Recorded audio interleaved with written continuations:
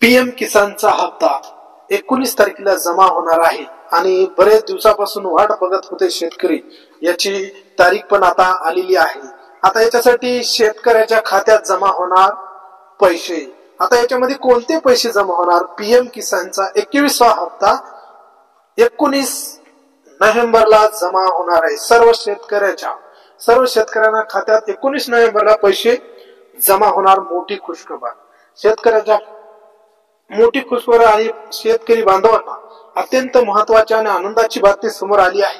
प्रधानमंत्री किसान सन्मान निधी योजना 21वा हप्ता लवकरच जमा होण्याची तारीख निश्चित झालेली आहे आणि उपलब्ध माहिती योजना पात्र लाभार्थ्यांना बँक खात्यामध्ये हा हप्ता 19 नोव्हेंबर 2025 रोजी जमा होणार आहे।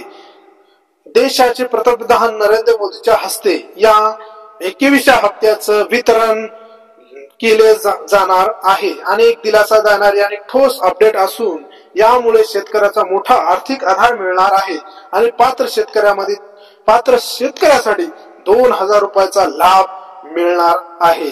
आणि पीएम किसानच्या सन्मान निधी योजनेअंतर्गत योजनेच्या पात्र असलेल्या सर्व लाभार्थ्यांना 21वा हप्ता 2000 रुपये रक्कम वितरित केल्या जाणार आहे।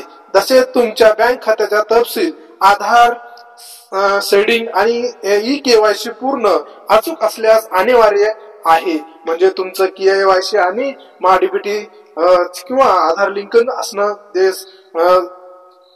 हे आहेच। त्यासाठी एकूण 9 करोड शेतकऱ्यांना याचे पैसे जमा होणार आहे। आता याच्यासाठी अपात्र कोण होणार आहे? आता बरेच शेतकऱ्यांना प्रश्न पडलेला, अपात्र कोणते शेतकरी होणार? आता याच्यामध्ये मोठ्या प्रमाणामध्ये यासाठी अपात्र जे नाबालक जे व्यक्ती आहेत, जे मुलं आहेत, ज्यांच्या नावाने जमीन आहे आणि पीएम किसानचा हप्ता तो आतापर्यंत 20 पर्यंत किंवा 19वा हप्ता किंवा 20वा हप्ता आतापर्यंत त्यांनी उचललेला आहे।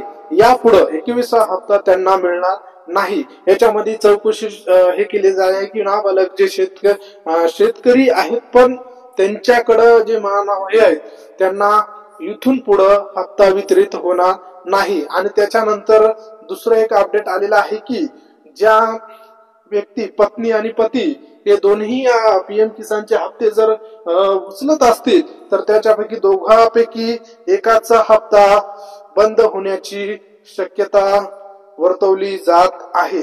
आता याच्यामध्ये मोठ्या प्रमाणामध्ये आता याच्यामध्ये 31 लाख किसान याच्यामध्ये आहे। त्याच्यानंतर या योजनेमध्ये 1.76 लाख म्हणजे जे नाबालक जे आहे त्याच्यामध्ये अपात्र होणारा 1,76,000 म्हणजे हे जवळपास होणार आहेत। आता याच्यामध्ये पत्नी आणि पती दोघं लाभार्थी असलेले 17,87,000 हे पण याच्यामध्ये वगळणार आहेत।